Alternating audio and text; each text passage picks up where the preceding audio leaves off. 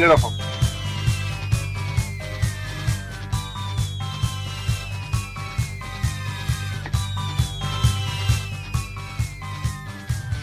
From our studio in Newport Beach, California, welcome to another edition of the Chabdog Sports Talk Radio Show. Sometimes scattered, but always edgy. We're an authentic take on sports talk. Rated R.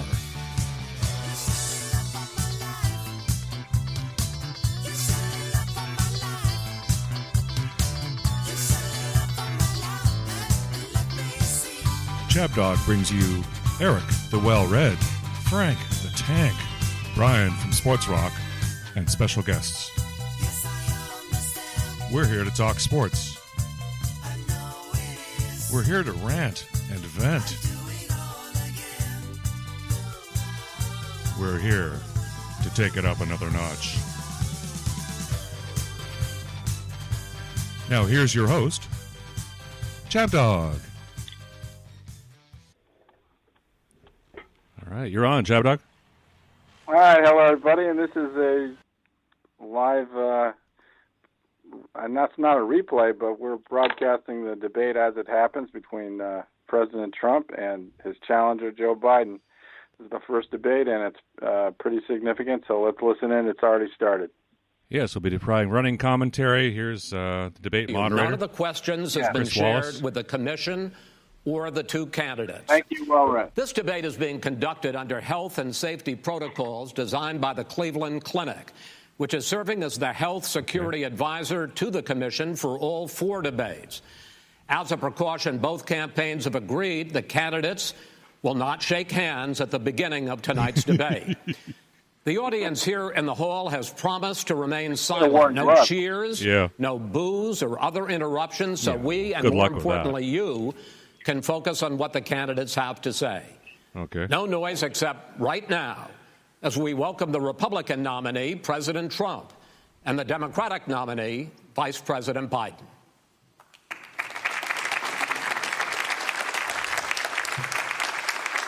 Oh, the president's got a battle face. He's wearing a battle face. Oh, Biden's smiling like an old man, but he's looking good. How you doing, man? How are you? I'm well. Congenial opening here. They're saying, hey, how's it going?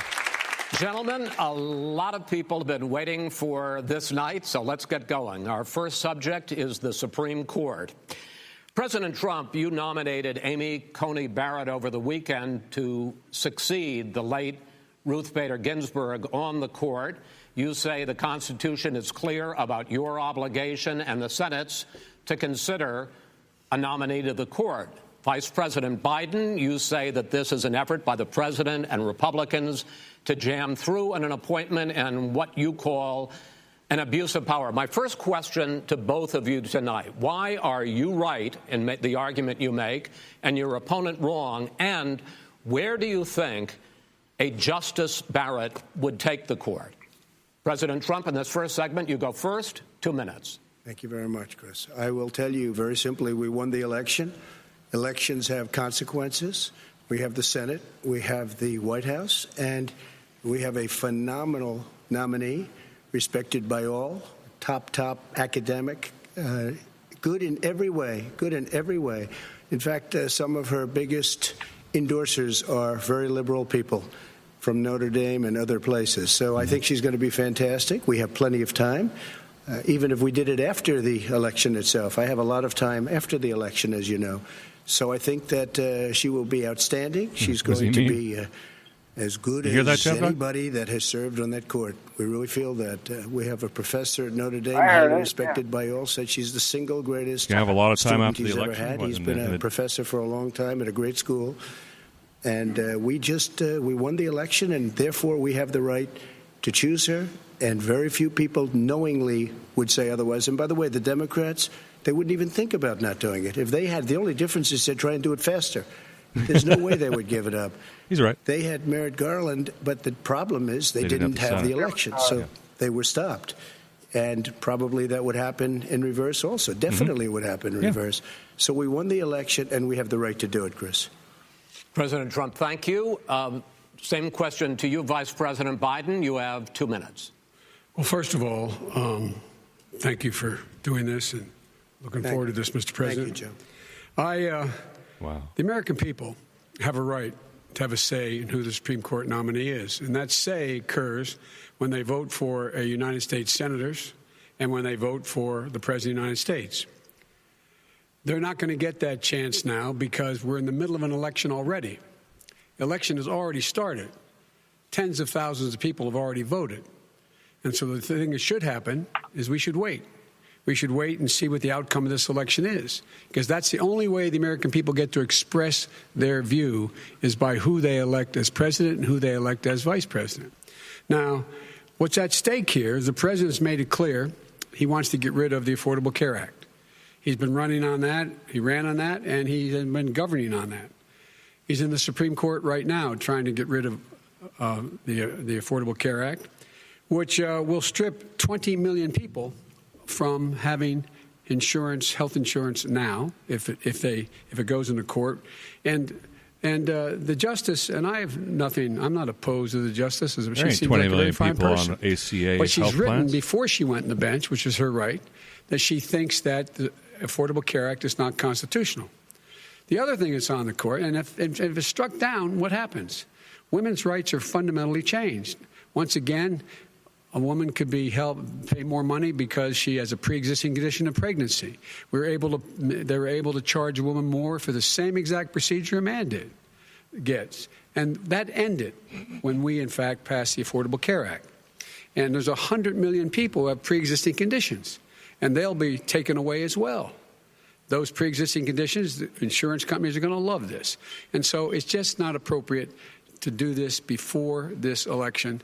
If he wins the election and the Senate is Democrat or Republican, then he goes forward. If not, we should wait until February. All right. There aren't 100 million people with pre-existing conditions. As far as a say is concerned, the people already had their say.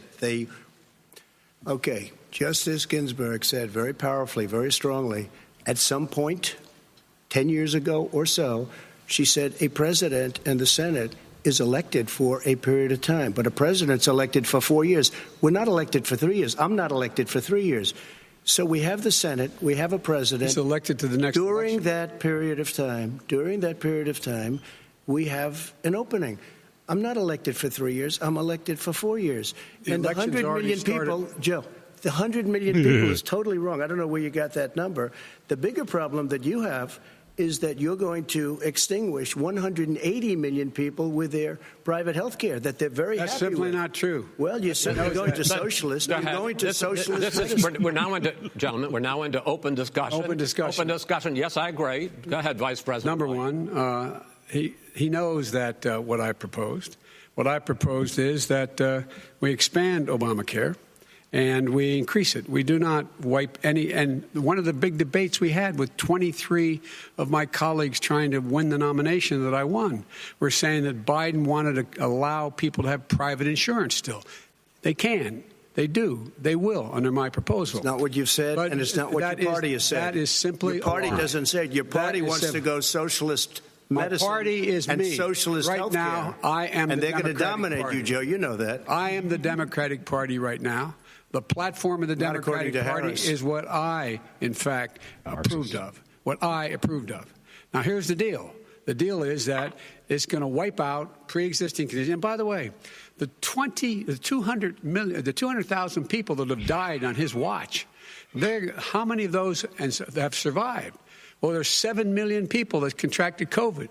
What does it mean for them going forward if you strike down the Affordable Care Act? Joe, you've had 308,000 military people dying because you couldn't provide them proper health care in the military. So don't tell me about this. I'm happy to talk about this. And if you were here, Look, it wouldn't be 200. It would be 2 million people because you were very late on the draw. You didn't want me to ban China, which was heavily infected. You didn't want me to ban all right, gentlemen, Europe, which was heavily infected. You would have been much later, Joe. Mr. President, much later. Mr. President. You're talking about 2 million people. You're not President, as a moderator, we are going to talk about COVID in the next segment, but go ahead. Let me finish. The point is that the president also is opposed to Roe v. Wade. That's on the ballot as well in the court. And so that's also at stake right now. And so the election is already You don't know it's begun. on the ballot. Why is it in the ballot? Because why is it you on the ballot? It's not on the ballot. It's on the ballot in the court. I don't think so. In the court. Well, there's nothing happening there. Donald, would you and just you don't be quiet know for a her minute? view on Roe v. Wade. You I don't know her know. view. Well, all right. Let's talk. We got a lot to unpack here, gentlemen. We got a lot of time. So Wallace is getting a little flustered on health here. care, and then we'll come back to Roe v. Wade. All right. Mr. President, the Supreme Court will hear a case a week after the election in which the Trump administration, along with 18 state attorneys general, are seeking to overturn Obamacare, to end Obamacare. You have spent the last... Because they want to give good health care. If I may ask my question, sir. Good health care. Over the last 4 years, you have promised to repeal and replace Obamacare, but you have never in these 4 years come up with a plan, a comprehensive plan to replace Obamacare. Of course I have. Well, I got rid of the individual mandate. I'm going to give you an opportunity. I got rid of the individual mandate, which was a big chunk of Obamacare. That is absolutely a big thing. That was the worst part of Obamacare. Sir, Chris, that was the worst part of Obamacare. Let me ask my question. Well, I'll ask Joe. The individual mandate was the most unpopular aspect of Obamacare. I got rid of it. And we will protect people with President, I'm the moderator of this debate, and I would like you to let me ask my question, and then you can answer your question.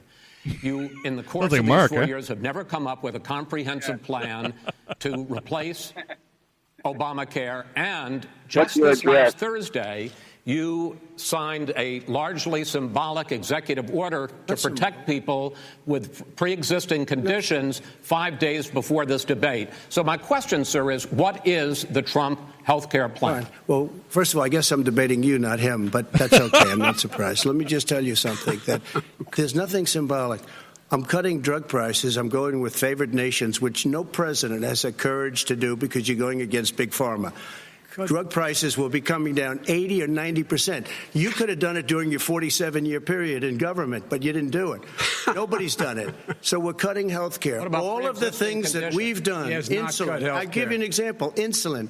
It was destroying families, destroying people. The cost. I'm getting it for so cheap. It's like water. You want to know the truth. So cheap. Really Take a look at all of the drugs what we're doing. Prescription drug prices. We're going to allow our governors now to go to other countries to buy drugs because they pay just a tiny fraction. As I say, this is open discussion. No, let but me this ask is you big. about, This is big stuff, sir. You'll be happy. I'm about to pick up on one of your points to ask the vice president, which is he points out that you would like to add a public option to Obamacare, and the argument that he makes and other Republicans make is that is going to end private insurance. It is and not. Well, if I can ask you the question, it will end. What your party says, by the way. It will end private insurance and create a government takeover of health care. It does not. It's only for those people who are so poor they qualify for Medicaid. They can get that free in most states, except governors who want to deny people who are poor Medicaid. Anyone who qualifies for Medicaid would automatically be enrolled in the public option. The vast majority of the American people would still not be in that option, number one. Joe, you agreed with Bernie Sanders, who's far left, on the manifesto, we call it. And that gives you socialized medicine. Look, hey, Are you saying I'm not you going to didn't listen agree? to him. The fact of the matter is, I beat Bernie Sanders. Not by much. I beat him a whole hell of a lot. I'm here standing facing you, old buddy. Pocahontas would have left 2 days early. You would have lost every primary. All he knows how to on do Super is hurt. Tuesday. You got very lucky. Here's the deal. I got very lucky. I'm going to get very lucky tonight as well. And tonight I'm going to make sure, because here's the deal. Here's the deal. The fact is that everything he's saying so far is simply a lie. I'm not here to call out his lies. Everybody knows he's a liar. But I just want to make sure. Joe, you're the liar. I want to make sure. Graduated last in your class, not first in your class. I want to make sure. President, can you let him finish, sir? No, he doesn't know how to do that. He has, You'd be surprised. You pick You'd be surprised. the wrong guy, the wrong night at the wrong time. Listen, you agreed with Bernie Sanders to the manifesto. whole idea. Let him. There is no manifesto, number Please one. let him speak, Mr. Number President. two. You just lost the left. Number two. Show me your manifesto. There is no manifesto. I'm talking about manifestos. Folks, absolutely agreed folks, do you have any idea what this clown's doing? They call it Mr. President, socialized medicine. Mr. President. I'll tell you what, he is not for any help for people needing health care. Because he in fact already has cost 10 million people their health care that they had from their employers because of his recession. Number one. Number two, there are 20 million people getting health care through Obamacare now that he wants to take it away. He won't ever look you in the eye and say that's what he wants to do. Take it away. No, I want to give him better health care at a much lower price because and by Obamacare the way, he doesn't know how. He doesn't know how to do that. I've already fixed it. He has never offered a plan. Fixed it to an extent. He has never done a single thing. As you might know, but probably does. Gentlemen, you realize if you're both speaking at the same time, and it's too expensive. Let the president go ahead, sir. Obamacare is no good. We made it better, and I had a choice to make very early on. We took away the individual mandate. We guarantee pre-existing conditions, but took away the individual mandate. Well, they did. Listen, this is the way it is. And that destroyed. They shouldn't even call it Obamacare. Then I had a choice to make. Do I let my people run it really well?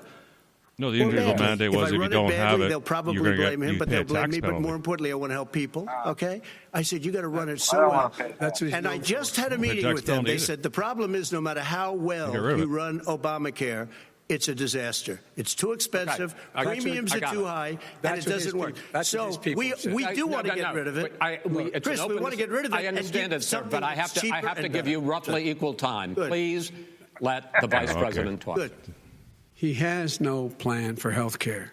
Of course we do. He sends out wishful thinking. He has executive orders that have no power. He hasn't lowered drug costs for anybody. He's been promising a health care plan since he got elected. He has none, like almost everything else he talks about. He does not have a plan. He doesn't have a plan. And the fact is, this man doesn't know what he's talking about. All right. I have one final question for you, sure. Mr. Vice President. If Senate Republicans, we were talking originally about the Supreme Court here, if Senate Republicans go ahead and confirm Justice Barrett, there has been talk about ending the filibuster or even packing the court, adding to the 9 justices there. You call this a distraction by the president, but in fact it wasn't brought up by the president. It was brought up by some of your Democratic colleagues in the Congress. So my question to you is, you have refused in the past to talk about it. Are you willing to tell the American people tonight whether or not you will support either ending the filibuster or packing the court? Whatever position I take on that, that'll become the issue. The issue is the American people should speak. You should go out and vote. You're in voting now. Vote and let your senators know how strongly you feel. Vote now. Make sure you, in fact, let people know you're a senator. I'm not going to answer the question because the question is radical left. Will you shut up, man? Listen, who is on your list, Joe? Who's on your list? All right, shots fired. Shots fired. He's going to pack the court. 21 minutes in. We have ended this segment. We're going to move on to the second segment. That was really a productive segment, wasn't it? Keep yapping, man. The people understand, Joe. 47 years you've done nothing. They understand. All right. The second subject is COVID-19, which is an awfully serious subject, so let's try to be serious about it. We have had more than 7 million cases of coronavirus in the United States, and more than 200,000 people have died. Even after we produce a vaccine, experts say that it could be months or even years before we come back to anything approaching normal. My question for both of you is, based on what you have said and done so far and what you have said you would do starting in 2021, why should the American people trust you more than your opponent to deal with this public health crisis going forward? In this case, the question goes to you first, sir. 2 minutes uninterrupted. Good luck. 200,000 dead. As you said, over 7 million infected in the United States. We, in fact, have 4% of the world's population, 20% of the deaths. 40,000 people a day are contracting COVID. In addition to that, about between 750 and 1,000 people a day are dying. When he was presented with that number, he said it is what it is. Well, it is what it is because you are who you are. Well, infections are up. That's why it is. The president has no plan. He hasn't laid out anything. He knew all the way back in February how serious this crisis was. He knew it was a deadly disease. What did he do? He's on tape as acknowledging he knew it. He said he didn't tell us or give people a warning of it because he didn't want to panic the American people.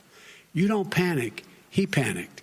In addition to that, what did he do? He went in and we were insisting that the people we had on the ground in China should be able to go to Wuhan and determine for themselves how dangerous this was.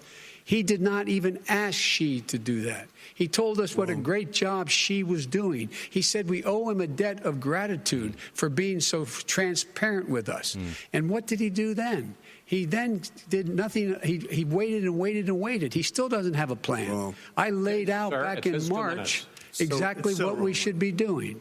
And I laid out again in July what we should be doing. We should be providing all the protective gear possible. We should be providing the money the House has passed in order to be able to go out and get people the help they need to keep their businesses open schools. It costs a lot of money.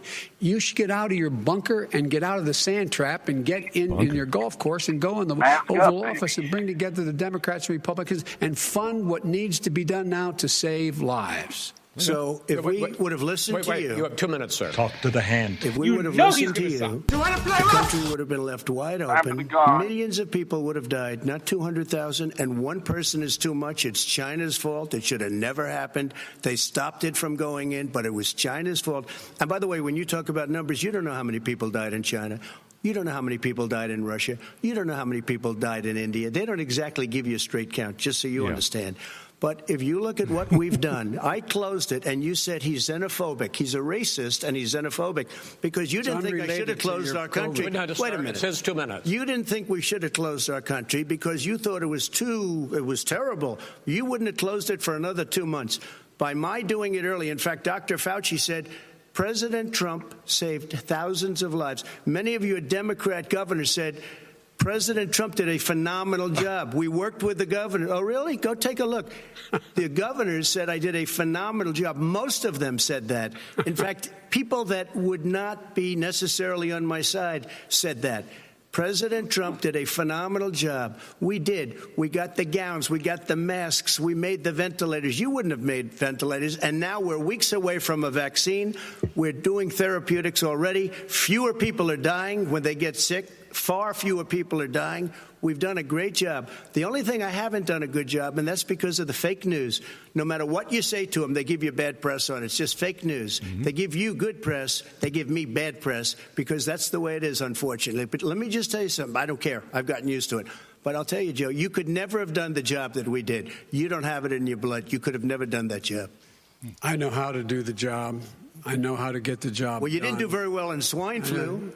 H1N1, you were a disaster. Your own chief of staff said you were a disaster. 14,000 people died, not 200,000. There was no economic recession. Sir, you made a there was no recession. You made a point. Let him answer. And there was we didn't shut down the economy. This is his economy he's shut down. The reason it's shut down is because, look, you folks at home, how many of you got up this morning and had an empty chair at the kitchen table because someone died of COVID? How many of you were in a situation where you lost your mom or dad and you couldn't even speak to them? You had a nurse holding a phone up so you could, in fact, say goodbye. You would have lost far more people. Far more people. And you would have been, by the way, his own CDC director says we could lose as many as another 200,000 people between now and the end of the year. And he held up, he said, if we just wear a mask, we can save half those numbers. Just a mask. And by the way, in terms of the whole notion of a vaccine, we're for a vaccine, but I don't trust him at all, nor do you. I know you don't. What we trust is a scientist. You don't we trust Dr. Johnson Fauci. Johnson, Pfizer? Okay, by the way, gentlemen, let me move on to questions about the future, because you both have touched on two of the questions I'm going to ask. Focusing on the future first, President Trump, you have repeatedly either contradicted or been at odds with some of your government's own top scientists. The week before last, the head of the Centers for Disease Control, Dr. Redfield, said it would be summer before the vaccine would become generally available to the public. You said that he was confused and mistaken. Those were your two words. Yeah. But Dr. Slaoui, the head of your Operation Warp Speed, has said exactly the same thing. Are they both wrong? Well, I've spoken to the companies, and we can have it a lot sooner. It's a very political thing because people like this would rather make it political than save lives. God. It is a very political thing. I've spoken to Pfizer. I've spoken to all of the people that you have to speak to. We have great Moderna, Johnson & Johnson, and others. They can go faster than that by a lot. Become very political because the left, or I don't know if I call them left, I don't know what I call them. So you're suggesting that the head of your Operation Warp Speed, Dr. Slaoui? I disagree with him. Yeah, no, I disagree with both of them. And he didn't say that. He said it could be there, but it could also be much sooner. I had him in my office 2 days ago. He talked about the summer, sir, before it's generally available. Just like he said it's a possibility that we'll have the answer before November 1st. It could also be after when it's that. Generally available. Well, we're going to deliver it right away. We have the military all set up. Logistically, they're all set up. We have our military that delivers soldiers, and they can do 200,000 a day. They're going to be delivering. This is the same man it's who all told set you up. By Easter this would be gone away. By the warm weather it'd be gone. Miraculous, like a miracle. And by the way, maybe you could inject some bleach in your arm, and that would take care of it. This is the same man. That was said sarcastically. That was said sarcastically. And so here's the deal. This man is talking about a vaccine. Every serious company is talking about maybe having a vaccine done by the end of the year. But the distribution of that vaccine will not occur until sometime beginning or the middle of next year to get it out, if we get the vaccine. And pray God we will. Pray God we will. Mr. Vice President, I want to pick up You'll have the vaccine sooner. I want to pick up on this question, though. You say the public can trust the scientists, but they can't trust President Trump. In fact, you said that again tonight. Your running mate, Senator Harris, goes further, saying the public health experts, quote, will be muzzled, will be suppressed. Given the fact that polls already show that people are concerned about the vaccine and are reluctant to take it, are you and your running mate, Senator Harris, contributing to that fear? No more than the question you just asked him. You pointed out. He puts pressure and disagrees with his own scientists. But you're saying you can't, or Senator Harris is saying you can't trust the scientists. No, you can trust the scientists. Okay. She didn't say that. You can't trust She said the public health experts, quote, will be muzzled, will be suppressed. Well, that's what he's going to try to do. But there's millions of scientists, there's thousands of scientists out there, like here at this great hospital, that don't work for him. Their job doesn't depend on him. That's not. They're the people. And by the way, I spoke to the scientists that are in charge. By the way, they will have the vaccine very soon. Do you believe for a moment what he's telling you in light of all the lies he's told you about the whole issue relating to COVID? He still hasn't even acknowledged that he knew this was happening, knew how dangerous it was going to be back in February, and he didn't even tell you. He's on record as saying it. He panicked or he just looked at the stock market. One of the two, because guess what? A lot of people died, and a lot more are going to die unless he gets a lot smarter, a lot quicker. Mr. President? Did you use the word smart? So you said you went to Delaware State, but you forgot the name of your college. You didn't go to Delaware State. You graduated either the lowest or almost the lowest in your class. Don't ever use the word smart with me. Don't ever use that word. Oh, give me a break. Because you know what? There's nothing smart about you, Joe. 47 years you've done nothing. Let's have this debate. And if you would have had, let me just tell you something, Joe. If you would have had the charge of what I was put through, I had to close the greatest economy in the history of our country. And by the way, now it's being built again. You see, we're going to get to the economy in the next segment, sir. Okay. It's going up fast. Okay. When it comes to how the virus has been handled so far, the two of you have taken very different approaches, and this is going to affect how the virus is handled going forward by whichever of you ends up becoming the next president. I want to quickly go through several of those. Reopenings. Vice President Biden, you have been much more reluctant than President Trump about reopening the economy and schools. Why, sir? Because he doesn't have a plan. If I were running, I'd know what the plan is. You've got to provide these businesses the ability to have the money to be able to reopen with the PPE as well as with the sanitation they need. You have to provide them plastic. Tell that to Nancy Pelosi. Well, he's just shush for a minute. Tell it to Nancy Pelosi and Schumer. By the way, Chuck. Nancy Pelosi and Schumer, they have a Sanitation. What is he plan. He talking won't about? even meet with them. The Republicans won't meet with him in the Senate. And he sits on his golf course. And literally, think about it. You probably play more than I do, Joe. What about this question of reopenings and the fact? Well, he wants to shut down this country, and I want to keep it open. And we did a great thing by shutting it down. Wait a minute, Joe. Let me shut you down for a second, Joe, just for 1 second. Graduation, 76 out of 85. He wants to shut down the country. We just went through it. We had to because we didn't know anything about the disease. Now we found that elderly people with heart problems and diabetes and different problems are very, very vulnerable. We learned a lot. Young children aren't. Even younger people aren't. Mm-hmm. We've learned a lot.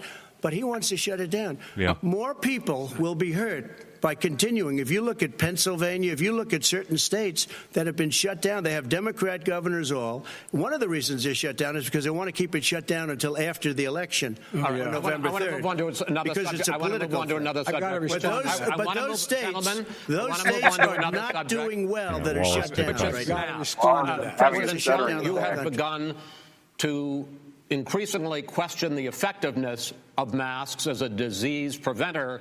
And in fact, recently you have cited the issue of waiters touching their masks and touching plates. Are you questioning I think the masks efficacy are okay. of You have to understand, if you look, I have a mask right here. I put a mask on, when I think I need it.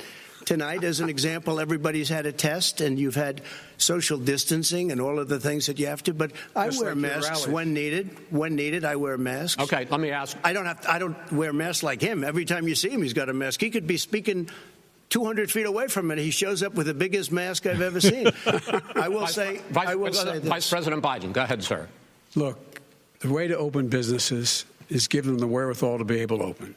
We provided money. But I was asking you, sir, about masks. Well, masks make a big difference. His own head of the CDC said if we just wore masks between now, everybody wore masks and social distance between now and January, we'd probably save up to 100,000 lives. It matters. And they've also said the opposite. They've also said no serious person said the opposite. I think they did say that. So we'll look at Dr. Fauci. Dr. Fauci said the opposite. He did not say the opposite. We got a little bit more than a minute left in this segment. Masks are not good. Then he changed his mind. He said masks good. I'm okay with masks. I want to ask you both about one last subject because your different approaches has even affected the way that you have campaigned. President Trump, you're holding large rallies with crowds packed together, thousands of people. Outside, yes, sir. Agreed.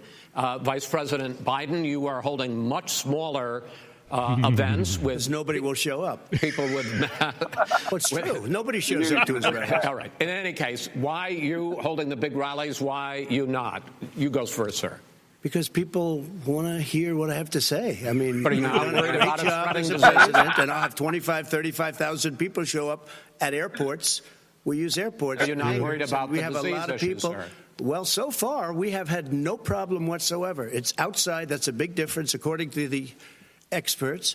And we do them outside. We have tremendous crowds, as you see. And literally on 24 hours notice. Protesters aren't getting sick. And Joe does the circles and has 3 people someplace. Okay. By the way, did you see one of the last big rallies he has? And a reporter came up to him to ask him a question. He said, no, stand back. Put on your mask. Put on a mask. Yeah. Have you been tested? I'm way far away from those other people. That's what he said. I can't. I'm going to be okay. He's not worried about you. He's not worried about the people out there breathing in one another. We've had no negative effect. No negative effect. We've had no negative effect. And we've had 40,000 people at these rallies. Just quickly finish up because I want to move on to our next. Yes, I would. He's been totally irresponsible the way in which he has handled the social distancing and people wearing masks, basically encouraged them not to.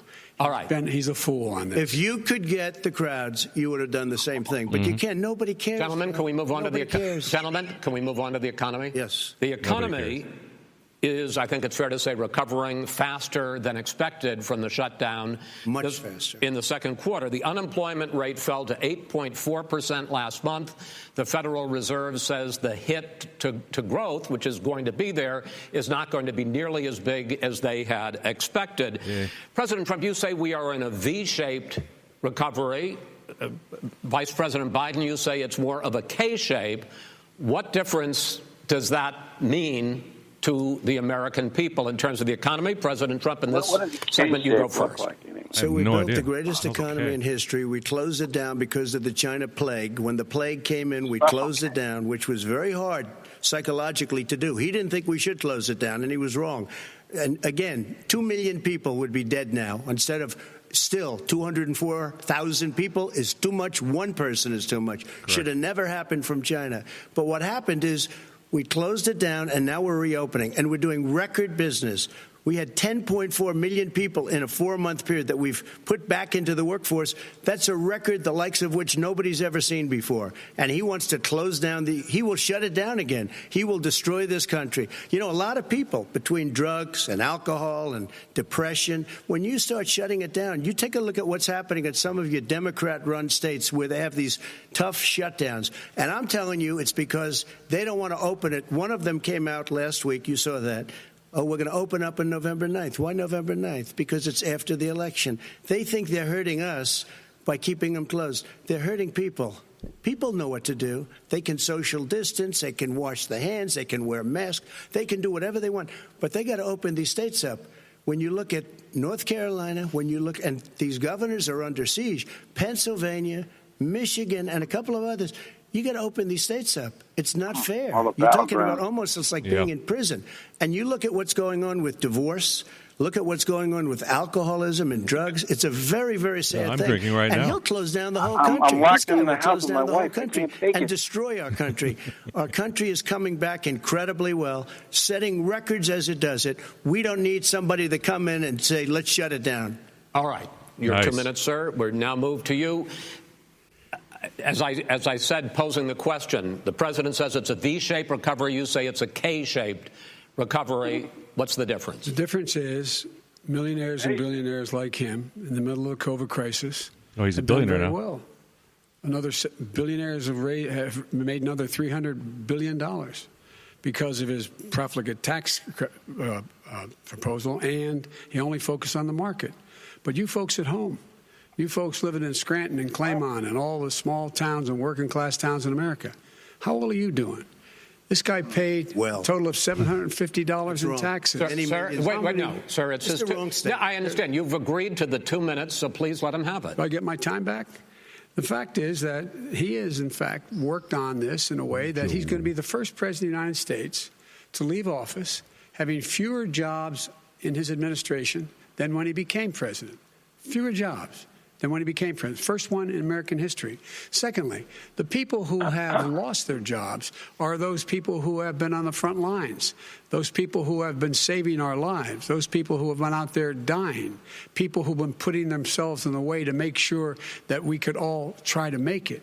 And the idea that he is insisting that we go forward and open when you have almost half the states in America with a significant increase in COVID deaths and COVID cases in the United States of America. What? And he wants to open it up more. Why does he want to open it up? Why doesn't he take care of the American? You can't fix the economy until you fix the COVID crisis. And he has no intention of doing anything about making it better for you all at home in terms of your health and your safety. Schools. Why aren't schools open? Because it costs a lot of money to open them safely. You know, they were going to give, his administration was going to give the teachers and school students masks. And then they decided, no, couldn't do that because it's not a national emergency. Not a national emergency. They've done nothing to help small businesses. Nothing. What? They're closing. 1 in 6 is now gone. He ought to get on the job and take care of the needs of the American people so we can't open safely. All right, your time is up, sir. Yeah. Well, you're going to get to I have to respond to that. Well, you both had 2 minutes, sir. Excuse me, he made a statement.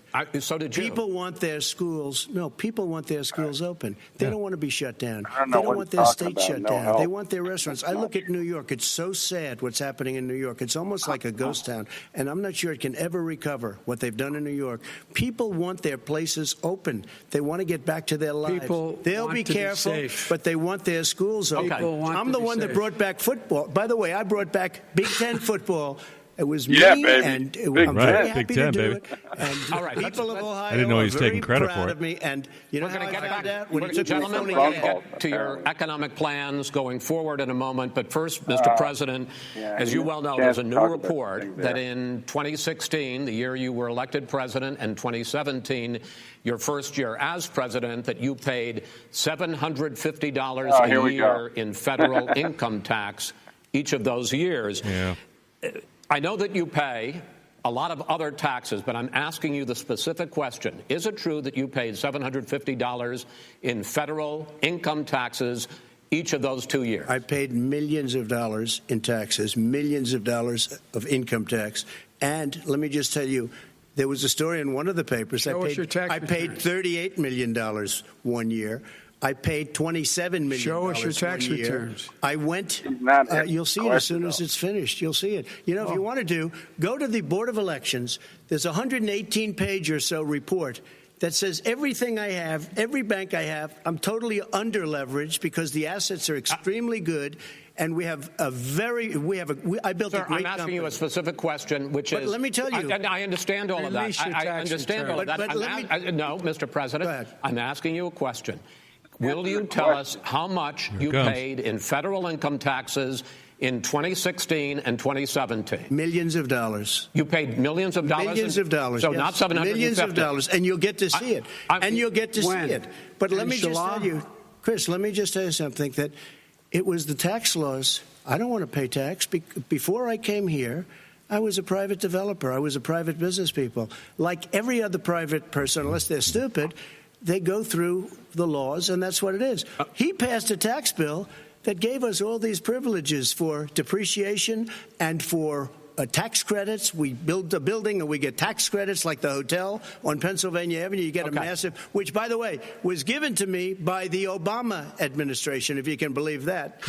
Now, the man got fired right after that happened. But Vice President Biden, you want to respond? Yeah, I do want to respond.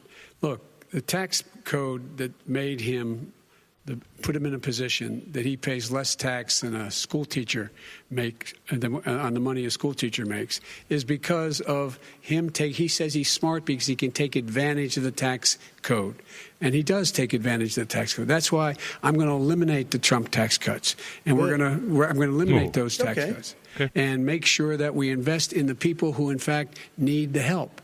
People out there need help. But why didn't you do it over the last 25 years? Because you weren't president. Because you weren't president screwing things up. You were a senator. And You're the worst president America has ever had. Hey, Come Joe, on. let me just tell you, Joe. I've done more in 47 months. I've done more than you've done in 47 years, Joe.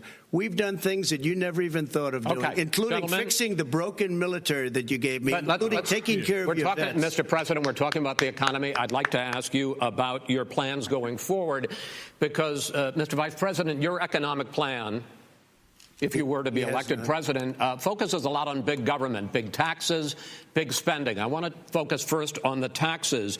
You propose more than $4 trillion over a decade in new taxes on individuals making more than $400,000 a year and on corporations.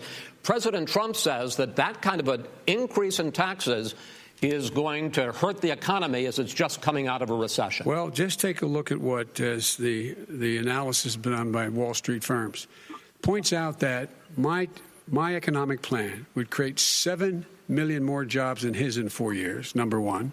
And number two, it would create an additional $1 trillion in economic growth because it would be about buying American. That we're going to make the federal government spend $600 billion a year on everything from ships to steel to buildings and the like. It's kind of a and Trump under plan, my isn't it? proposal, we're going to make sure that every penny of buy that American? has to be We made buying Japanese by tanks. a company. So I'm talking about taxes, not spending. By the way, I'm going to eliminate a significant number of the tax. I'm going to make the corporate tax 28%. It shouldn't be 21%. You have 91 companies, Fortune 500, who don't pay a single penny in tax, making billions of dollars. Billions of dollars. Vice President Obama. Because you, in fact, passed that.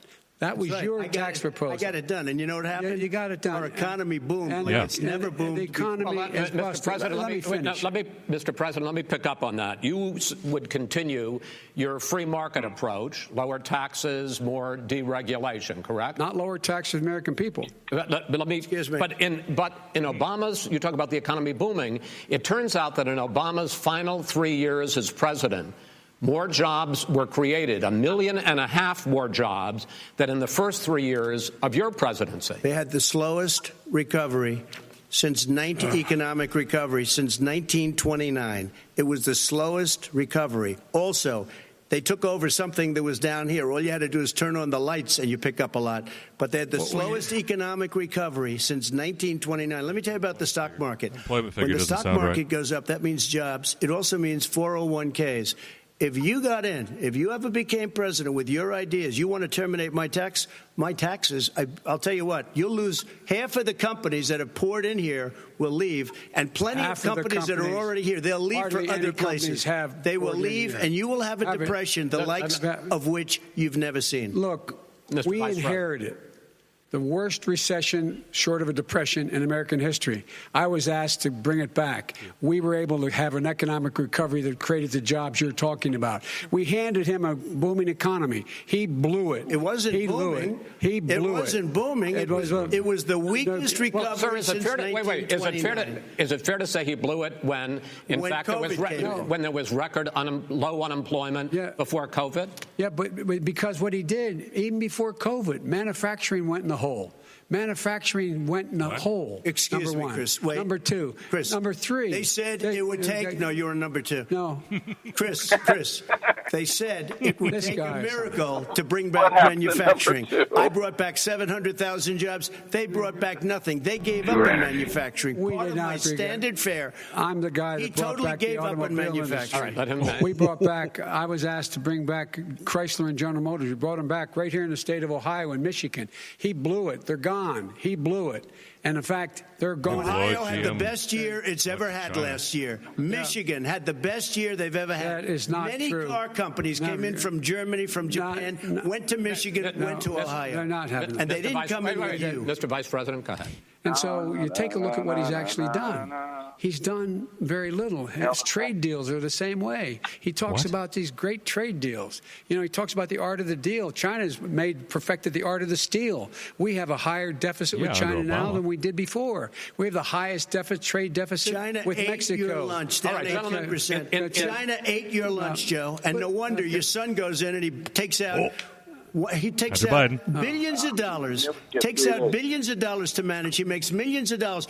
And also, why is it, just out of curiosity, the mayor of Moscow's wife gave your son $3.5 million. What did he do to deserve it? What did he do with Burisma to deserve $183,000? None of that is true. Oh, really? Totally, Mr. President, please. Totally discredited. Totally discredited. And by the way, he didn't get $3.5 million, Joe? Mr. Vice, he got $3.5 million. It is not true. Oh, really? Mr. President, it's an open discussion, please. It's a fact. Well, you have raised an issue. Let the Vice President answer. Discredited. Did Burisma pay him $183,000 a month with no experience in energy?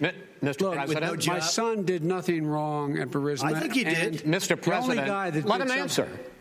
He doesn't want to let me answer because he knows I have the truth. His position has been thoroughly discredited. By who? And the media? By everybody. Well, by the media, by our allies, by the World Bank, by everyone has discredited. Matter of fact, even the people who testified under oath. So let me ask you this: go ahead, Mister. I'm listening to you. People he got $3.5 million from Moscow. He testified under oath in his administration. Said, "I did my job and I did it very well. Oh, I did it I'd honorably." like to know who they are. I'll give you the list of the people who testified. No, go ahead, sir. Sure, you've already fired most of them because they did a good job. Some people don't do a good job. With you, go ahead. Wait a minute. You get the final word, Mr. Well, it's hard to get any word in with this clown. Excuse me. Hey, let me just tell you. No. I'm Mr. President. $3.5 million, Joe. That is simply. Why did he deserve $3.5 million from Moscow? Look, here's the deal. We want to talk about families and ethics. I don't want to do that. I mean, his family we could talk about all night. His family's already... My family already lost a fortune by coming down and helping us with government. And that's such a... Mr. President. That's such a single one of the most... This is not Talk about my family or his family. It's about your family. The American people. He doesn't... That's not true. It doesn't want to talk about what you need. You, the American people. It's about you. That's what we're talking about. All right, that's the end of the segment. We're moving on. You didn't take them. Well, Vice President, Chris, no. Can I be honest? It's a very important Try to be question. honest. He stood up. The answer to the question is no. Ukraine. No, sir. With $1 billion, if you that get rid is of absolutely you know what, you're not true. You're doing it. You're going to Not have true. Gentlemen. I hate to raise my voice, but it seems to be. Why should I be different than the two of you? So here's the deal. Good point. We have 6 segments. We have ended that segment. We're going to go to the next segment. In that segment, he's alive. you each are going to have 2 uninterrupted moments. In those 2 uninterrupted minutes, Mr. President, you can say anything you want. I'm going to ask a question about race, but if you want to answer about something else, go ahead. Anything you want. I think that the country would be better served 3.5 million, if we Joe. allowed both people to speak with fewer interruptions. I'm appealing to you, sir, to do that. Well, and him too. Well, frankly, you've been doing more interrupting Well, that's than he all right, has. but he does plenty. Well, less than, sir, less There's than plenty. No, less than you have. Let's please continue on. The issue of race. Vice President Biden, you say that President Trump's response to the violence in Charlottesville 3 years ago, when he talked about very fine people on both sides, was what directly led you to launch this run for president. Oh, yeah, sure.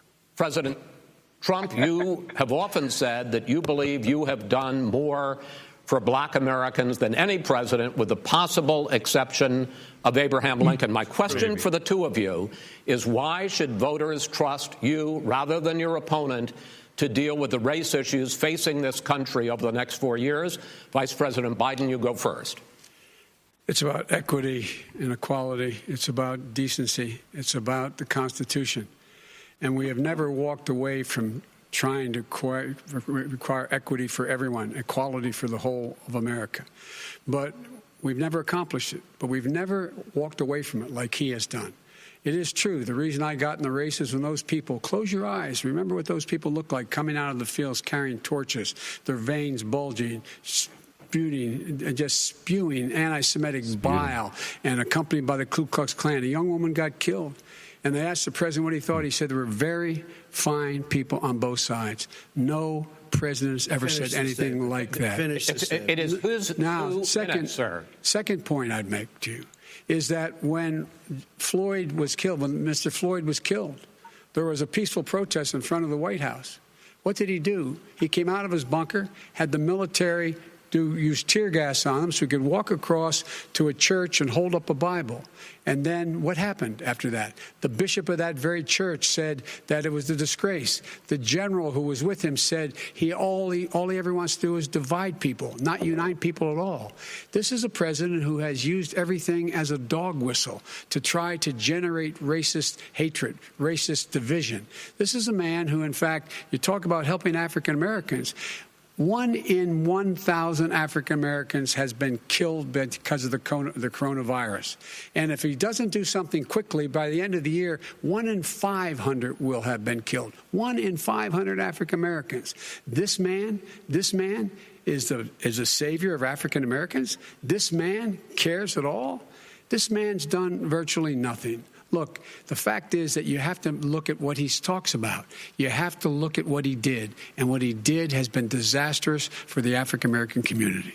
So, President Trump, you have 2 minutes. Why should Americans trust you over your opponent to deal with racism? He did a crime bill, 1994. Here we go. Where you call them super predators, African Americans, the super predators, and they've never forgotten it. They've never forgotten it, Joe. No, sir, it's his 2 minutes. So you did that, and they call you a super predator, and I'm letting people out of jail now that you have treated the African American population community, you have treated the black community.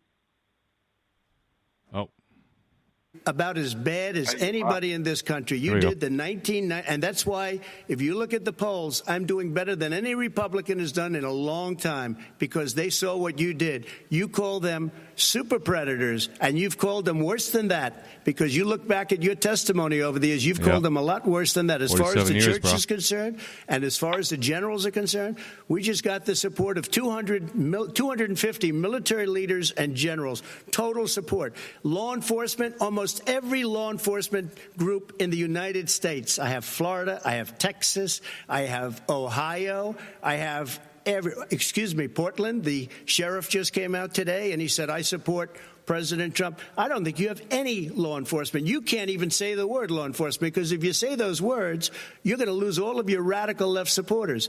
And why aren't you saying those words, Joe? Why don't you say the words law enforcement? Because you know what? If they called us in Portland, we would put out that fire in a half an hour, but they won't do it because they're run by radical left Democrats. If you look at Chicago, if you look at any place you want to look, Seattle, they heard we were coming in the following day and they put up their hands and we got back Seattle. Minneapolis, we got it back, Joe, because we believe in law and order, but you don't. The top 10 cities and just about the top 40 cities are run by Democrats and in many cases radical left. And they've got you wrapped around their finger, Joe, to a point where you don't want to say anything about law and order. And I'll tell you what, the people of this country want and demand law and order, and you're afraid to even say it. All right. I want to return to the question of race. Vice President Biden, after the grand jury in the Breonna Taylor case decided not to charge any of the police with homicide, you said it raises the question, quote, whether justice could be equally applied in America. Do you believe that there is a separate but unequal system of justice for blacks in this country? Yes, there is. There's systemic injustice in this country, in education and work and in law enforcement and the way in which it's enforced. But look, the vast majority of police officers are good, decent, honorable men and women. They risk their lives every day to take care of us. But there are some bad apples. And when they occur, when they find them, they have to be sorted out. They have to be held accountable. They have to be held accountable. And what I'm going to do as President of the United States is call together an entire group of people at the White House, well, everything from the civil rights groups to the police officers, to the police chiefs, and we're going to work this out. We're going to work this out so we change the way in which we have more transparency in when these things happen. These cops to George Floyd. These cops aren't happy to see what happened to Breonna Taylor. Most don't like it. But we have to have a system where people are held accountable. And by the way, violence in response is never appropriate. Never appropriate. Peaceful protest is. Violence is never appropriate. All right, what is peaceful protest? When they run through the middle of the town and burn down your stores and kill people all over the place, that and you is say not peaceful protest? President Trump, no, it's I'm not asking, but you say it is. President Trump, I'd like to continue with the issue of race. Please. I promise we're going to get to the issue of law and order in a moment. Fine. This month, your administration directed federal agencies to end racial sensitivity training that addresses white privilege or critical race theory. Why did you decide to do that, to end racial sensitivity training? Did you stop that in your law firm, Chabdog? You're not do you doing that believe anymore, that right? there is systemic racism in this country, sir? I'm very critical I ended myself, it because it's so racist. I ended it because a lot of people were complaining that they were asked to do things that were absolutely insane, that it was a radical revolution that was taking place in our military, in our schools, all over the place, and you know it, and so does everybody else. And he would know. What is radical about racial sensitivity training, sir? If you were a certain person, you had no status in life. It was sort of a reversal. And if you look at the people, we were paying people hundreds of thousands of dollars to teach very bad ideas and, frankly, very sick ideas. And really, they were teaching people to hate our country. And I'm not going to do that. I'm not going to allow that to happen. We have to go back to the core values of this country. They were teaching people that our country is a horrible place, it's a racist place, and they were teaching people to hate our country. And I'm not going to allow that to happen. Vice President Biden? Nobody's doing that. He's the racist. You just don't know. Here's the deal. I know a lot more about this than he does. Let him finish. The fact is that there is racial insensitivity. People have to be made aware of what other people feel like, what insults them, what is demeaning to them. It's important that people know many people don't want to hurt other people's feelings, but it makes a big difference. It makes a gigantic difference in the way a child is able to grow up and have a sense of self-esteem. It's a little bit like how this guy and his friends look down on so many people. They look down their nose on people like Irish Catholics like me and grew up in Scranton. They look down on people who don't have money. They look down on people who are of a different faith. They look down on people who are a different color. I gotta go. In fact, so we're all Americans. The only way we're going to bring this country together is bring everybody together. There's nothing we cannot do if we do it together. We can take this on and we can defeat racism in America. President Trump, sir. During the Obama-Biden administration, there was tremendous division. There was hatred. You look at Ferguson. You go to many places. Look at Oakland. Look what happened in Oakland. Look what happened in Baltimore. Look what happened. Frankly, it was more violent than what I'm even seeing now. Oh, my but Lord. The reason is that ridiculous. The Democrats that run these cities don't want to talk like you about law and order. Violent you crime. Still haven't mentioned. Are you in favor of law and order? I'm in favor of law. You follow. Are you in favor of law and order? Go yes, ahead. I'm in favor. You asked a question. Let him finish. Law and order. Let him answer. Law and order with justice, where people get treated fairly. And the fact of the matter is, violent crime went down 15% in our administration. It's gone up on his watch. Went down much more in ours. All right, we're down. Mr. President, you're going to Mr. President, every record in the book. Mr. President, you're going to be very happy because we're now going to talk about law and order. We had trouble. We're Democratic-run cities. That's exactly my question. There has been a dramatic increase in homicides in America this summer particularly, and you often blame that on Democratic mayors and Democratic governors, but in fact there have been equivalent spikes in Republican-led cities like Tulsa and Fort Worth. So the question is this really a party issue? I think it's a party issue. You can bring in a couple of examples, but if you look at Chicago, what's going on in Chicago, where 53 people were shot and 8 died shot.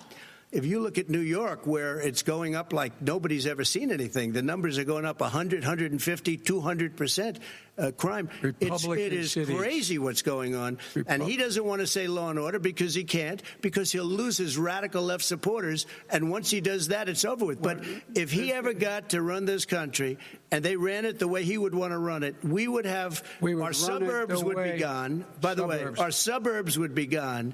And you would see problems like you've never seen. He would know a suburb unless he took a wrong turn. Oh, I know suburbs. He would not. So much Go ahead. Wait a minute. I was raised in the suburbs. This is not 1950. All these dog whistles on racism don't work anymore. Suburbs are by and large integrated. There's many people today driving their kids to soccer practice and or to black and white and Hispanic in the same car as there have been any time in the past. What really is a threat to the suburbs and their safety is his failure to deal with COVID. They're dying in the suburbs. His failure to deal with the environment. They're being flooded. No, they're dying in nursing homes in the cities, because his refusal to do anything. That's why the suburbs are in trouble. I do want to talk about this issue of law and order, though. And in the joint recommendation that came from the Biden-Bernie Sanders task force, you talked about, quote, reimagining policing. First of all, just me, or can anybody else see the veins popping out on Biden's head on his left temple and right temple? It's really kind of scary, like he had a brain surgery or something. And do you support the Black Lives Matter I think he had a brain transplant. For community control of policing? Look, what I support is the police having the opportunity to deal with the problems they face. And I'm totally opposed to defunding the police offices. As a matter of fact, local police, the only one defunding in his budget calls for a $400 million cut in local law enforcement assistance. They need more assistance. They need, when they show up for a 9/11 call, to have someone with them as a psychologist or psychiatrist to keep them from having to use force and be able to talk people down. We have to have community policing like we had before, where the officers get to know the people in the communities. That's when crime went down. It didn't go up, it went down.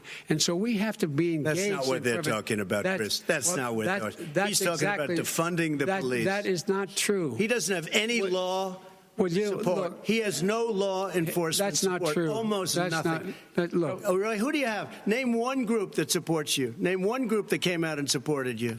Go ahead. Think. We have time. We don't have time to do anything. Think all right. Name one law enforcement group that came out and supported. Gentlemen, I think I'm going to take back the moderator's role, and I want to get to another subject, which is the issue of protests in many cities that have turned violent. In Portland, Oregon, especially, we had more than 100 straight days of protests, which I think you would agree. You talk about peaceful protests. Many of those turned into riots. Mr. Vice President, you say that people who commit crimes should be held accountable. The question I have, though, is, as the Democratic nominee, and earlier tonight you said that you are the Democratic Party right now, have you ever called the Democratic mayor of Portland or the Democratic governor of Oregon and said, hey, you got to stop this, bring in the National Guard, do whatever it takes, but you stop the days and months of violence in Portland? I don't hold public office now. I am a former vice president. I've made it clear. I've made it clear in my public statements that the violence should be prosecuted. It should be prosecuted. And anyone who commits it. But you've never called for the people, the leader. Excuse me, sir. You have never called for the leaders in Portland and in Oregon to bring in the National Guard and knock off 100 days of riots. They can, in fact, take care of it if he just stay out of the way. Look here. Oh, really? Here's the thing. I sent in the U.S. Marshals to get the killer of the young man in the middle of the street. They shot him, and for 3 days, President Trump Portland wouldn't do anything. I had to send in the U.S. Marshals. They took care of business. Go ahead, sir. And by the way, you know, his own former spokesperson said, you know, riots and chaos and violence help his cause. That's what this is all about. I don't know who said that. I do. Who? I think Kellyanne Conway. I don't think she said that. She said that. And so here's the, all right. But she here's never the point. said that. The point is that that's what he is, keeps trying to rile everything up. What? He doesn't want to calm things down. Instead of going in and talking to people and saying, let's get everybody together, figure out how to deal with this. What's he do? He just pours gasoline in the fire constantly, and every single solitary time. Okay, and to end this, button up this segment, I'm going to give you a minute to answer, sir. You have repeatedly criticized. I have to answer his statement. No, you have repeatedly. Wait, you have no, you've been talking back and forth. You made a statement. I'm asking you. I would love to end it. Sir, I would love to end it. You know, if you want to switch seats, we could very quickly. We could do that, but I'd send in the National Guard. It would be over. There'd be no problem. Okay, but they don't want to accept the National Guard. You have repeatedly criticized the vice president for not specifically calling out Antifa and other left-wing extremist groups. Yeah. But are you willing tonight to condemn white supremacists and militia groups and to say that they need to stand down and not add to the violence in a number of these cities, as we saw in Kenosha and as we've seen in Portland? Sure, are you I'm prepared to do specifically do it? Well, go ahead, sir. I would say almost everything I see is from the left wing, not from the right wing. So what are you saying? I'm willing to do anything. I want to see peace. Then do it, sir. Say it. Do it. Say it. Do you want to call him? What do you want to call them? Give me a name. Give me a white name. Supremacists and white like me to condemn? White supremacists and right Proud Boys.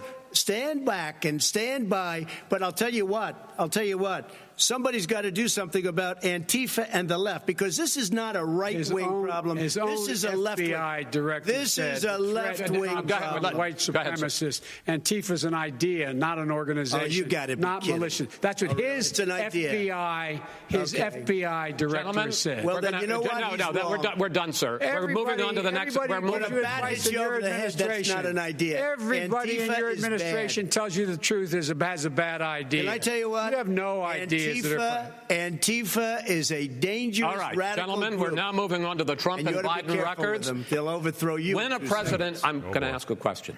When the president seeks a second term, it is generally a referendum on his record. But Vice President Biden, you like to quote one of your dad's sayings, which is, don't compare me to the almighty, compare me to the alternative. And in this case, sir, you are the alternative. Looking at both of your records, I'm going to ask each of you, why should voters elect you president over your opponent? In this segment, President Trump, you go first, 2 minutes. Because there has never been an administration or president who has done more than I've done in a period of 3.5 years. And that's despite the impeachment hoax. And you saw what happened today with Hillary Clinton, where it was a whole big con job. But despite going through all of these things, where I had to fight both flanks and behind me and above. There has never been an administration that's done what I've done. The greatest, before COVID came in, the greatest economy in history, lowest unemployment numbers. Everything was good. Everything was going. And by the way, there was unity going to happen. People were calling me for the first time in years. They were calling and they were saying, it's time maybe. And then what happened? We got hit, but now we're building it back up again. A rebuilding of the military, including Space Force and all of the other things. A fixing of the VA, which was a mess under him. 308,000 people died because they didn't have proper health care. It was a mess. And we now got a 91% approval rating at the VA, our vets. We take care of our vets. But we've rebuilt our military. The job that we've done, and I'll tell you something, some people say maybe the most important. By the end of the first term, I'll have approximately 300 federal judges and Court of Appeals judges, 300, and hopefully 3 great Supreme Court justices. That is a record, the likes of which very few people, and you know one of the reasons I'll have so many judges? Because President Obama and him left me 128 judges to fill. When you leave office, you don't leave any judges. That's like you just don't do that.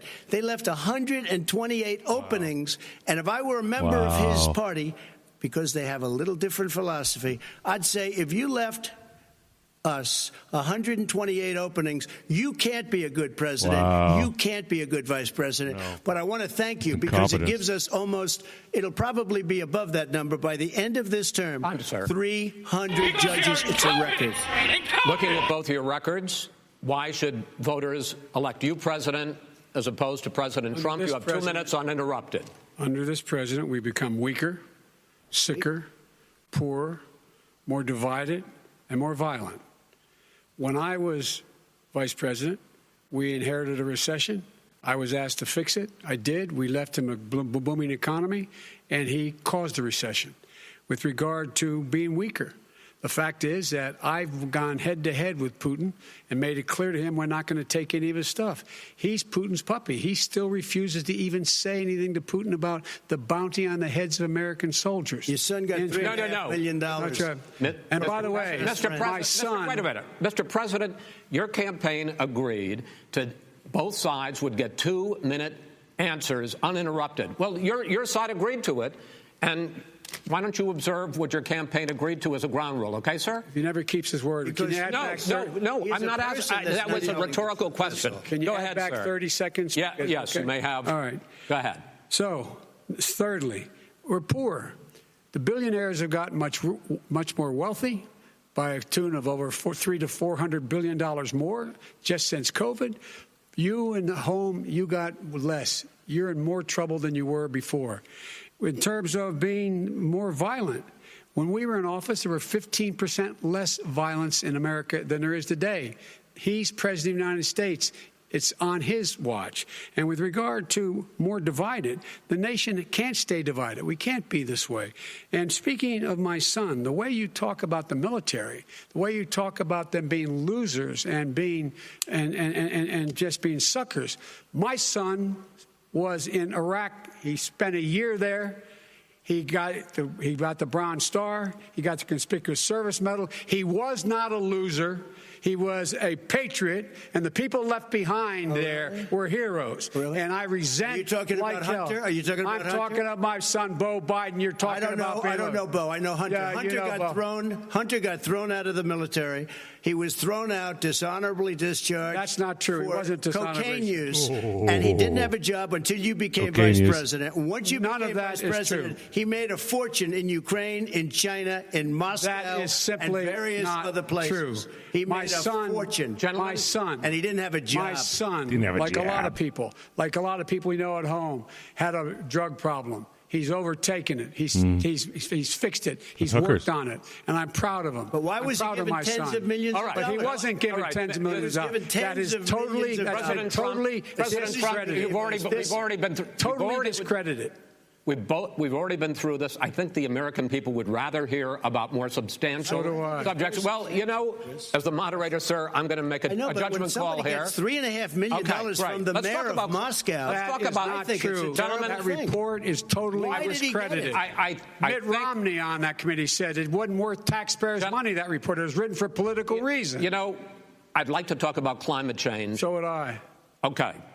The forest fires in the West are raging now. They have burned millions of acres. They have displaced hundreds of thousands of people.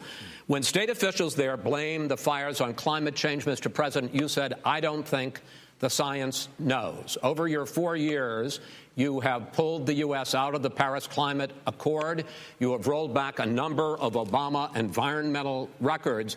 What do you believe about the science of climate change, and what will you do in the next 4 years to confront it? I want crystal clean water and air. I want beautiful, clean air. We have now the lowest carbon. If you look at our numbers right now, we are doing phenomenally. But I haven't destroyed our businesses. Our businesses aren't put out of commission. If you look at the Paris Accord, it was a disaster from our standpoint. And people are actually very happy about what's going on because our businesses are doing well. As far as the fires are concerned, you need forest management in addition to everything else. The forest floors are loaded up with trees, dead trees that are years old, and they're like tinder, and leaves and everything else. You drop a cigarette in there, the whole forest burns down. You've got to have forest management. You've got to have cuts. What do you believe about the science of climate change, sir? I believe that we have to do everything we can to have immaculate air, immaculate water, and do whatever else we can that's good. You know, we're planting 1 billion trees, the Billion Tree Project, and it's very exciting. You believe for a lot of people. that human pollution, greenhouse gas emissions contributes to the global warming of this planet? I think a lot of things do, but I think to an extent, yes.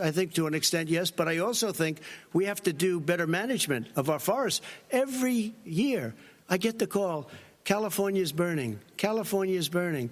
If that was cleaned, if you had forest management, good forest management, you wouldn't be getting those calls. You know, in Europe, they have forest cities. They're called forest cities. They maintain their forests. They manage their forests. I was with the head of a major country. It's a forest city. He said, sir, we have trees that are far more, they ignite much easier than California. There shouldn't be that problem. I spoke with the governor about it. I'm getting along very well with the governor. But I said, you know, at some point, you can't every year have hundreds of thousands of acres of land just burned to the ground. But, sir, that's burning down because of a lack of management. But, sir, if you believe in the science of climate change, why have you rolled back the Obama Clean Power Plan, which limited carbon emissions in power plants? Why have you relaxed? Because it was driving energy prices through the sky. Why have you relaxed fuel economy standards that are going to create more pollution from cars and trucks? Well, not really, because what's happening is the car is much less expensive and it's a much safer car, and you're talking about a tiny difference. And then what would happen, because of the cost of the car, you would have at least double and triple the number of cars purchased. We have the old slugs out there that are 10, 12 years old. If you did that, the car would be safer. It would be much cheaper by $3,500. In the case of California, they've simply ignored. No, but you would take a lot of cars off the market because people would be able to afford a car. Now, and by the way, we're going to see how that turns out. But a lot of people agree with me, many people. The car has gotten so expensive because they have computers all over the place for an extra little bit of gasoline. And I'm okay with electric cars, too. I think I'm all for electric cars. I've given big incentives for electric cars. But what they've done in California is just crazy. Right. Vice President Biden, I'd like you to respond to the president's climate change record, but I also want to ask you about a concern. You proposed $2 trillion in green jobs. You talk about new limits, not abolishing, but new limits on fracking, ending the use of fossil fuels to generate electricity by 2035, and zero net emission of greenhouse gases by 2050. The president says a lot of these things would tank the economy and cost millions of jobs. He's absolutely wrong, number one. Number two, if in fact, during our administration, the Recovery Act, I was in charge, able to bring down the cost of renewable energy to cheaper than or as cheap as coal and gas and oil. Nobody's going to build another coal-fired plant in America. No one's going to build another oil-fired plant in America. They're going to move to renewable energy, number one. Number two, we're going to make sure that we are able to take the federal fleet and turn it into a fleet that's run on their electric vehicles. Making sure that we can do that, we're going to put 500,000 charging stations and all of the highways that we're going to be building in the future. We're going to build an economy that, in fact, is going to provide for the ability us to take 4 million buildings and make sure that they, in fact, are weatherized in a way that, in fact, they'll emit significantly less gas and oil because the heat will not be going out. There's so many things that we can do now to create thousands and thousands of jobs. We can get to net zero in terms of energy production by 2035. Not only not costing people jobs, creating millions of good-paying jobs, not $15 an hour, but prevailing wage, by having a new infrastructure that, in fact, is green. And the first thing I will do, I will rejoin the Paris Accord. I will join the Paris Accord because with us out of it, look what's happening. It's all falling apart. And talk about someone who has no relationship with foreign policy.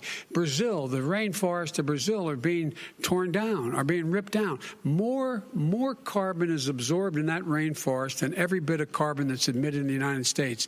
Instead of doing something about that, I would be gathering up and making sure we had the countries of the world coming up with $20 billion and say, here's $20 billion. Stop tearing down the forest. And if you don't, then you're going to have significant economic consequences. What about the argument that President Trump basically says that you have to balance environmental interests and economic interests, and he's drawn his line? Well, he hadn't drawn a line. He still, for example, he wants to make sure that methane's not a problem. You can now emit more methane without it being a problem. Methane. This is a guy who says that you don't have to have mileage standards for automobiles that exist now. This is a guy who says that. Well, the fact is, it's all true. And here's the deal. He's talking about the Green New Deal, and it's not $2 billion or $20 billion, as you said. It's $100 trillion. I'm talking about where they want to rip down buildings and rebuild the building. No, it's the dumbest, most ridiculous. Where airplanes are out of business, where two-car systems are out, where they want to take out the cows too. That's not true either, right? This is a $100 trillion. Look, that's more money than our country could make in 100 years if we're not going the case. All right, let me destroy our because I actually wait a minute, sir. I actually have studied your plan, and it includes upgrading 4 million buildings, weatherizing 2 million homes over 4 years, building 1.5 million energy efficient homes. So the question becomes, the president is saying, I think some people who support the president would say that sounds like it's going to cost a lot of money and hurt the economy. What it's going to do is going to create thousands and millions of jobs, good-paying jobs. Let him finish, sir. He doesn't know how to do that. $100 billion. The fact is, it's going to create millions of good-paying jobs, and these tax incentives to people to weatherize, which he wants to get rid of. It's going to make the economy much safer. Look how much we're paying now to deal with the hurricanes. By the way, he has an answer for hurricanes. He said maybe we should drop a nuclear weapon on them. They may. I never said that. That's what he did say. You made it up. And here's the deal. You make up. We are going to be in a position where we can create hard, good jobs by making sure the environment is clean and we all are in better shape. We spend billions of dollars now. Billions of dollars on floods, hurricanes, rising seas.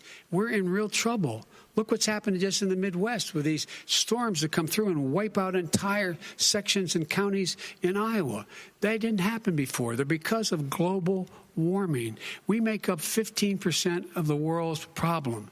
But the rest of the world, we've got to get them to come along. That's why we have to get back into the Paris Accord. All right, gentlemen. Wait a minute, Chris. So why didn't he do it for 47 years? You were vice president. Why didn't you get the world? China sends up real dirt into the air. Russia does. India does. They all do. We're supposed to be good. And by the way, he made a couple of statements.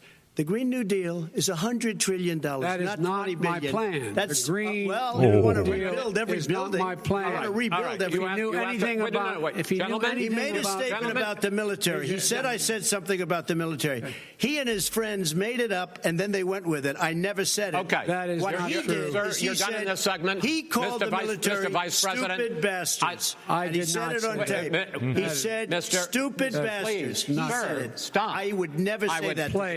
Play it. Go ahead. Mr. Vice President, answered his final question. The final question is, I can't remember which of all his rantings. I'm having a little trouble myself. But and about the economy and about this question of what it's going to cost. The economy. I mean, the Green New Deal and the idea of what your environmental changes will do. The Green New Deal will pay for itself as we move forward. We're not going to build plants that, in fact, are great polluting plants. So do you support the Green New Deal? Pardon me? Do you support? No, I don't support the Green New Deal. You don't? Well, that's a big statement. I support that means you just the radical left. I support the Biden plan that I put forward. Okay. The Biden plan, which is different than what he calls the radical Green New Deal. All right, gentlemen, final segment. Election integrity. As we meet tonight, millions of Americans are receiving mail-in ballots or going to vote early. How confident should we be that this will be a fair election? And what are you prepared to do over the next 5+ weeks? Because it'll not only be to Election Day, but also counting some ballots, mail-in ballots after Election Day. What are you prepared to do to reassure the American people that the next president will be the legitimate winner of this election? In this final segment, Mr. Vice President, you go first. Prepared to let people vote. They should go to iwillvote.com, decide how they're going to vote, when they're going to vote, and what means by which they're going to vote. His own Homeland Security Director, and as well as the FBI Director, says there is no evidence at all that mail-in ballots are a source of being manipulated and cheating. They said that.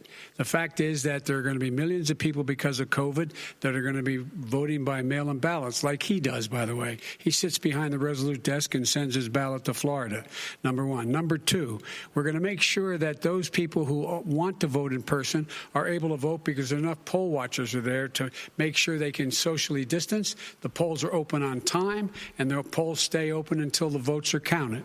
And this is all about trying to dissuade people from voting because he's trying to scare people into thinking that it's not going to be legitimate. Show up and vote. You will determine the outcome of this election. Vote, vote, vote. If you're able to vote early in your state, vote early.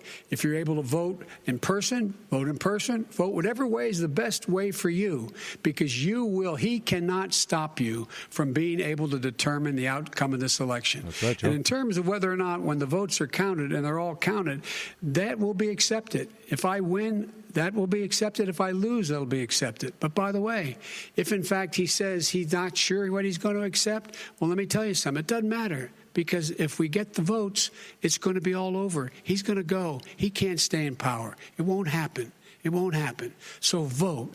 Just make sure you understand you have it in your control to determine what this country is going to look like the next 4 years. Is it going to change? You're going to get 4 more years of these lies. Mr. President, 2 minutes. So when I listened to Joe talking about a transition, there's been no transition from when I won. I won that election. And if you look at crooked Hillary Clinton, if you look at all of the different people, there was no transition, because they came after me trying to do a coup. They came after me spying on my campaign. They started from the day I won, and even before I won, from the day I came down the escalator with our First Lady. They were a disaster. They were a disgrace to our country. And we've caught them.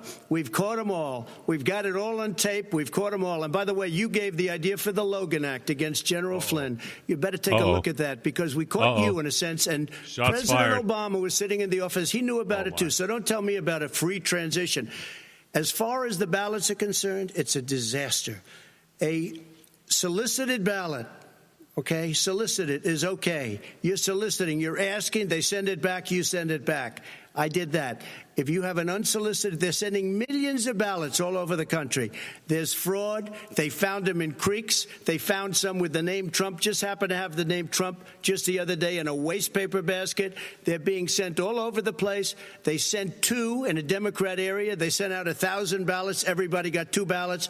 This is going to be a fraud like you've never seen. The other thing, it's nice on November 3rd, you're watching and you see who won the election. And I think we're going to do well because people are really happy with the job we've done. But you know what? We won't know. We might not know for months because these ballots are going to be all over. Take a look at what happened in Manhattan. Take a look at what happened in New Jersey. Take a look at what happened in Virginia and other places. They're not losing 2%, 1%, which, by the way, is too much. An election could be won or lost with that. They're losing 30 and 40%. It's a fraud, and it's a shame. And can you imagine where they say you have to have your ballot in by November 10th? November 10th. That means that's 7 days after the election, in theory, should have been announced. Okay. We have major states with that. Sir, all run by Democrats. 2 minutes is 2 minutes. All run by Democrats. It's President Trump, it's a rigged election. You're going to be able to continue. You have been charging for months that mail-in balloting is going to be a disaster. You say it's rigged, that it's going to lead to fraud. But in 2018, in the last midterm election, 31 million people voted mail-in voting. That was a quarter, more than a quarter of all the voters that year cast their ballots by mail. Now that millions of mail-in ballots have gone out, what are you going to do about it? And are you counting on the Supreme Court, including a Justice Barrett, to settle any dispute? Yeah, I think I'm counting on them to look at the ballots, definitely. I hope we don't need them in terms of the election itself. But for the ballots, I think so, because what's happening is incredible. I read today, where at least 1% of the ballots for 2016 were invalidated. They take them. We don't like them. We don't like them. But what they are you throw going to them do out about it? There are millions of ballots going out right now. What you do is you go and vote. You do a solicited ballot, and that's okay, or you go and vote. I'm asking you about the fact that millions of people You go and vote. You go and vote, but like they used to in the old. Millions of people. You either do, Chris, a solicited ballot where you're sending it in, they're sending it back, and you're sending. They have mailmen with lots of it. Did you see what's going on? Take a look at West Virginia. Mailmen selling the ballots. They're being sold. They're being dumped in rivers. This is a horrible thing for our country. This is not going to end well. There is no this is not going to end well. 5 states have had mail-in ballots for the last decade or more. 5, including 2 Republican states. And you don't have to solicit the ballot. It's sent to you. It's sent to your home. What they're saying is that it has to be a postmark by election day. If it doesn't get in till the 7th, 8th, 9th, it still should be counted. He's just afraid of counting the votes because You're wrong. You're wrong. I want to continue with you on this, Vice President Biden. Chris, he's so wrong when he makes a statement like that. Excuse me. Vice President Biden, the biggest problem, in fact, over the years with mail-in voting has not been fraud historically. It has been that sizable numbers, sometimes hundreds of thousands. We're into overtime on the Chabdog Sports Talk Radio Show with continuing coverage of the live presidential debate. Some other irregularity, or they missed the deadline. So the question I have is, are you concerned that the Supreme Court, with a Justice Barrett, will settle any dispute? I'm concerned that any court would settle this because here's the deal. When you get a ballot and you fill it out, you're supposed to have an affidavit. If you didn't know, you have someone say that this is me. You should be able to, if in fact you can verify that's you before the ballot is thrown out, that's sufficient to be able to count the ballot because someone made a mistake and not dotting the correct I. Who they voted for, testify, say who they voted for, say it's you. That is totally legitimate. All right. Excuse me, Chris, when you have 80 million ballots, I have a final Senate question. and swamping the system, you know it can't be done. You know it can't, and already there's been so fraud. Now, mail service delivers 185 million pieces of mail a day. In 8 states, we can keep talking. In 8 states, election workers are prohibited, currently by law, 8 states, from even beginning to process ballots, even take them out of the envelopes and flatten them until Election Day. That means that it's likely, because there's going to be a huge increase in mail-in balloting, that we are not going to know on election night who the winner is, that it could be days, it could be weeks, could be months, until we find out who the new president is. So first for you, sir, finally for the vice president, I hope neither of you will interrupt the other. Will you urge your supporters to stay calm during this extended period, not to engage in any civil unrest? And will you pledge tonight that you will not declare victory until the election has been independently certified? President Trump, you go first. I'm urging my supporters to go into the polls and watch very carefully, because that's what has to happen. I am urging them to do it. As you know, today there was a big problem. In Philadelphia, they went in to watch. They were called poll watchers, a very safe, very nice thing. They were thrown out. They weren't allowed to watch. You know why? Because bad things happen in Philadelphia, bad things. And I am urging my people. I hope it's going to be a fair election. If it's a fair election, I am 100% on board. But if I see tens of thousands of ballots being manipulated, I can't go along with that. And I'll tell you what, from a common sense, does that mean you're going to tell your people to take to the street? It means you have a fraudulent election. You're sending out 80 million ballots. They're not equipped to. These people aren't equipped to handle it. Number one. Number two, they cheat. They cheat. Hey, they found ballots in a waste paper basket 3 days ago, and they all had the name military ballots. They were military. They all had the name Trump on them. Vice President you think Biden, that's good? Vice President Biden, final question for you. Will you urge your supporters to stay calm while the vote is counted, and will you pledge not to declare victory until the election is independently certified? Yes, and here's the deal. We count the ballots, as you pointed out. Some of these ballots in some states can't even be opened until Election Day. And if there's thousands of ballots, it's going to take time to do it. And by the way, our military, they've been voting by ballots since the end of the Civil War, in effect. And that's what's going to happen. Why was it not? Why is it for them somehow not fraudulent? It's the same process.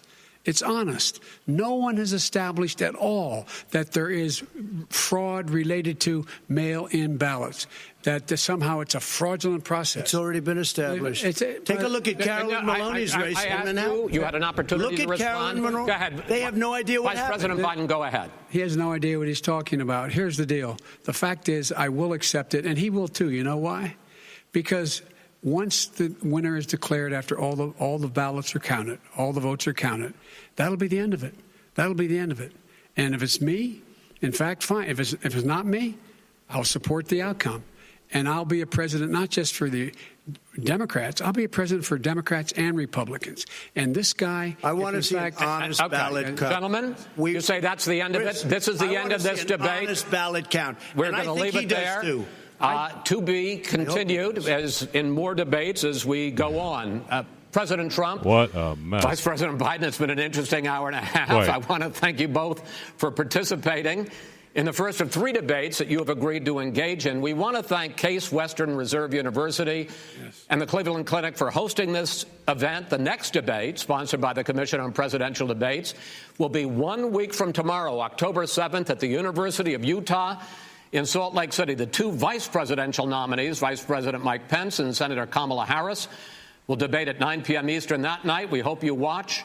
Until then, thank you and good night.